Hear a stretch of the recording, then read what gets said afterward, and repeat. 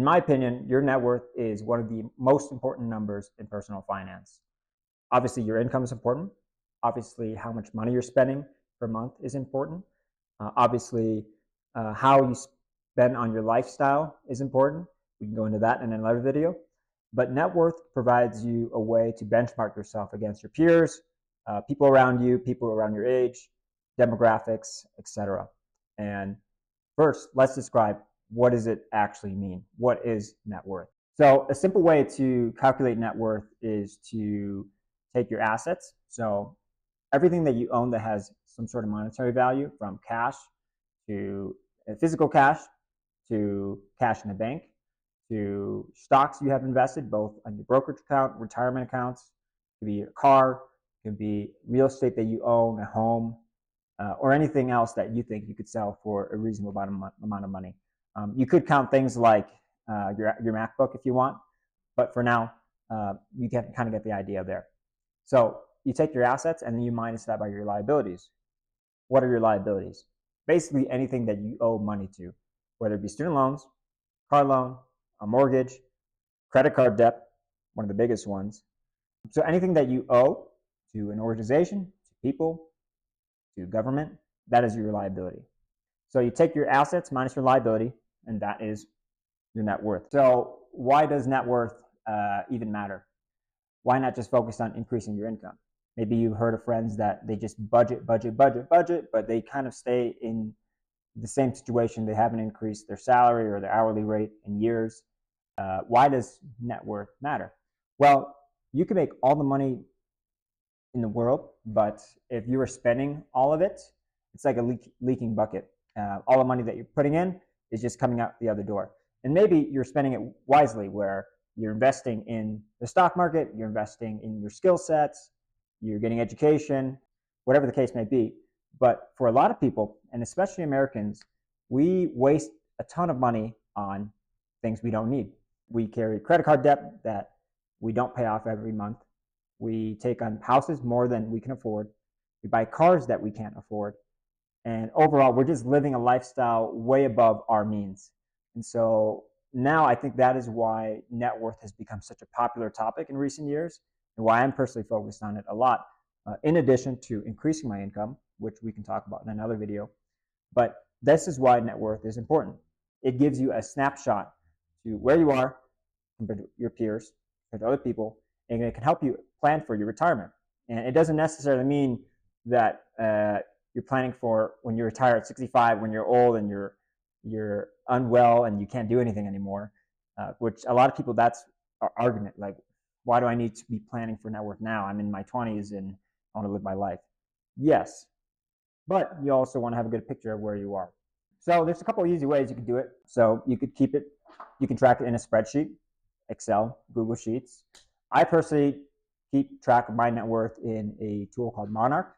Monarch is a tool that I pay for, and currently I pay $50 a year for it, and it allows you to connect your bank accounts, to connect any sort of organization that you owe money to. Like, I connected my student loans to this, and you can put in manual things too. Like if you own a car that it's worth $5,000, you can manually put that in, and then it'll just do the math for you.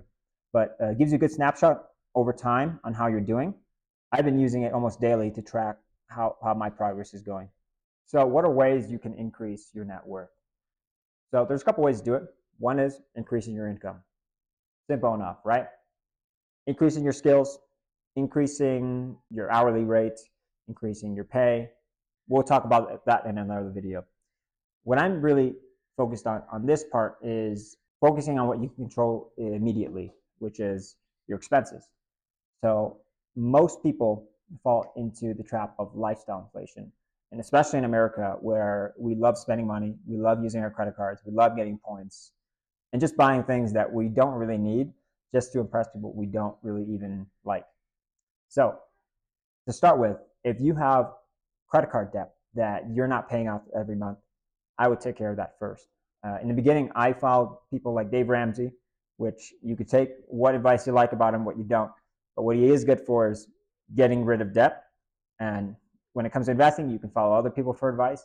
But paying off your debt aggressively, especially when you're young, and you have a lot of time and you don't have a lot of responsibilities, if you make that a priority and treat it like it's cancer, you can really get ahead and really put yourself in a really psychologically beneficial situation.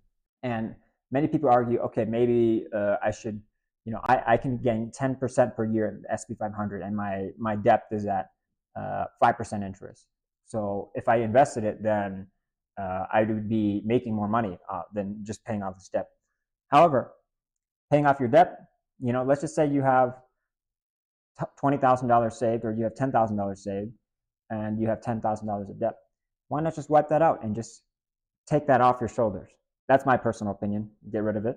Then you can start really investing into things like the stock market, your retirement. I'll put the quote up here, but Charlie Munger had mentioned that your net worth really starts to explode once you have $100,000 in net worth invested in the stock market. Now, the interest at the beginning may not seem like much, but over time, compound interest starts to really work for you. And when we're talking about passive income, this is as passive as it can get. And with compound interest, I'm going to put the numbers right here. Let's just say you're 30 years old right now and you have $20,000 invested. You don't touch it. This is how much it's going to be in 20, 30 years. Now, a good argument would be, well, why do I want to invest in the future? I can't even take care of myself right now, and why do I need this money when I'm old and can't do anything? If you could put in the work now and start to invest in your future now, you could retire earlier and you could start doing things that you love earlier. It doesn't mean you have to sacrifice everything right now, but I think most people are not doing it enough. So this is kind of a counterculture for challenging people to take more control of their financial health. Number 3, it's to eliminate your high interest debt. If you have credit cards, wipe it out. Invest consistently, $100 a month. If you can't do that, $50 a month. But a good rule of thumb is to invest about 15% of your gross pay into retirement and the stock market. I mean, the S&P 500 has grown historically, I think, about 10% per year annually. And all that money that is in there, it does all the work for you. And the easiest part is if you can automate that, you don't even have to think about it. And so most people, what they think is, I'll spend first and I'll invest what's left. It should be the exact opposite. You should invest first, so that way you have the money left over to spend on whatever the hell you want to. If you want to buy a $10 coffee, go ahead. If you want to go ball out on a nice restaurant, go ahead. First, have a baseline of automatically investing a certain percentage of your money into the stock market, into your retirement accounts every single month. The last thing I want to talk about is lifestyle inflation. You may have heard about this before, maybe not, but if you're making a good salary and every time you get a salary increase, you're just buying more and more things, you're not going to increase your net worth, and you're not going to get ahead financially. You're going to keep on working and working and working and working and working. Here's some common mistakes that I faced when I was getting started. 1, not tracking it regularly. There are periods of times in my life, in my early 20s, when I was just getting started in my career, where I was a bit too scared to check my bank account and see how much I had. I was paying off my credit cards, but I wasn't checking to see how much I had. And month by month, I was burning through so much money on things that I didn't even remember, whether it be going to the bars, going to restaurants, and eating a bunch of stuff, buying random stuff on Amazon that I did not need. If you're not checking, at least weekly or bi-weekly, it's going to be hard to see where you're progressing and see where that hole in the leaky bucket is. So I would advise to be checking it on a regular cadence. I am a bit obsessive. I check it about once per day, sometimes once every other day. You don't have to go that excessive, but knowing where you are week by week is going to be very important to knowing how you're progressing and seeing, okay, am I going over budget or under budget? Second thing, it's okay to go over budget. It's okay to go under budget. The important thing is realizing how much money you're spending each month and starting to track that. Number 3, don't tie your net worth to your self-worth. Everybody starts somewhere. 2-3 years ago, I was negative tens of thousands of dollars in debt. And there are many times where I felt frustrated and I felt like I was behind in life, behind my peers, behind other people. But it's important to tackle it in a calm manner, because if you get too anxious about it, you don't want it to consume your life. But it's also important to be able to tackle debt and eliminate it so you don't have to carry it so much on your shoulders. Another mistake is only focusing on your budget. It's really good to be tracking your expenses, like I'm mentioning. It's really good to be tracking your net worth over time. But if you're only making $10 an hour and you're trying to be a millionaire by the time you're 50 or 40, uh, it's also important to be educating yourself and learning high in demand skills that people need that will pay you some money for. So that's why I also want to say increasing your skills and increasing your income is a very important factor that comes into play here as well. So pay attention to that. So what can you do today?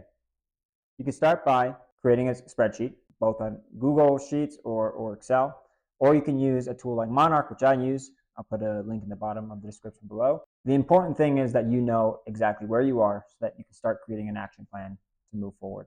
And if you like this video, please give me a like, please give me a subscribe. I'm going to be posting a lot more videos on financial content, lifestyle, and then also just self-improvement in general. These are things that I'm interested in. So I hope you guys enjoy that and find it helpful. Thank you.